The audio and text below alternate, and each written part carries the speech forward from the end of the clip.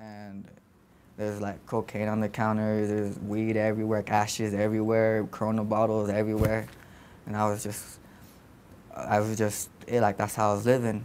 And then the school year started, so I was like, okay, I moved back to my mom's house to go to school, and when I did that, there was a huge bust. Like a lot of these guys, they got busted, they went to jail, like for a long time. A couple got deported, so I realized that's one route, right?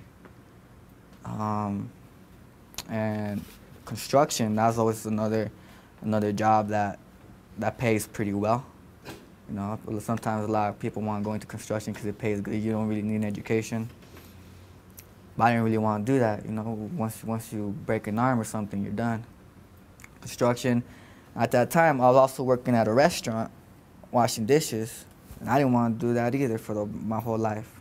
So I mean, I didn't want to work at some little like restaurant. I didn't want to do construction. I didn't want to sell drugs. So it made me realize that by sort of passive elimination that I wanted to go to college. And that's when I decided that, you know, I'm gonna go to college.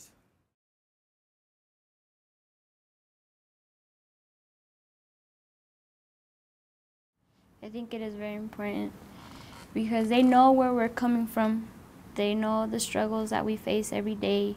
A lot of people hear in the news that, oh, well, Hispanics this and Hispanics that, and a lot of people hear the same story. Oh yeah, they crossed the border, you know, whatever.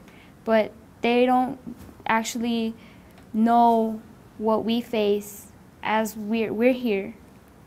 I mean, my parents never, like, my mom only got a 4th grade education.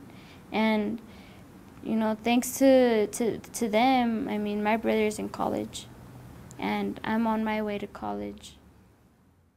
I think a teacher first would need to accept within themselves that the students they work with may come from a different background or may have had different experiences that they aren't fully aware of.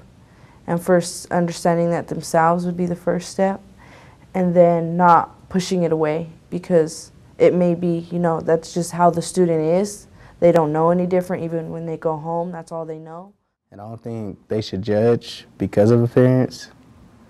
Because I like that quote, don't judge a book by its cover. And to me, like, it's not what's on the outside, to me, that counts. It's like what's on the inside and what's more to that person and what they have to offer.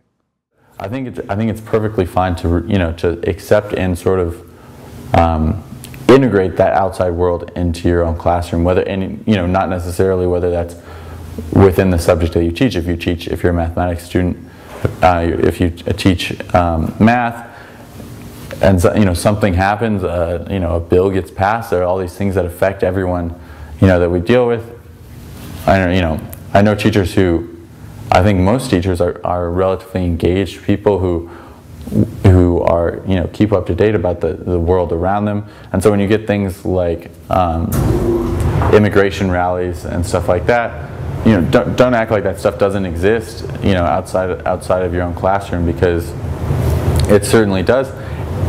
And asking those sorts of questions, you know, asking how people feel about things that aren't, you know, the Iliad or something, are going to allow you to sort of explore deeper, and it's, you know, sort of those gateways to learning more about their students in every facet, not just, you know, how much they like math or not.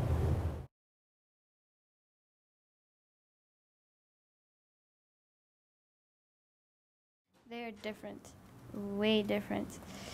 Like, second I stepped into this school, I just had a good feeling. I felt very welcomed in my classrooms, and the teachers just try to get along with the students, because, I mean, if the students don't like the teachers, then the teachers are gonna have a rough time in the classroom. I mean, pretty much. I did, like, oh, you've heard about me, really? Let me show you what you've heard about. Like, that was my attitude at first, but that quickly changed once I did meet teachers that cared and that believed in me and that knew that I wasn't the student that I was portraying to be.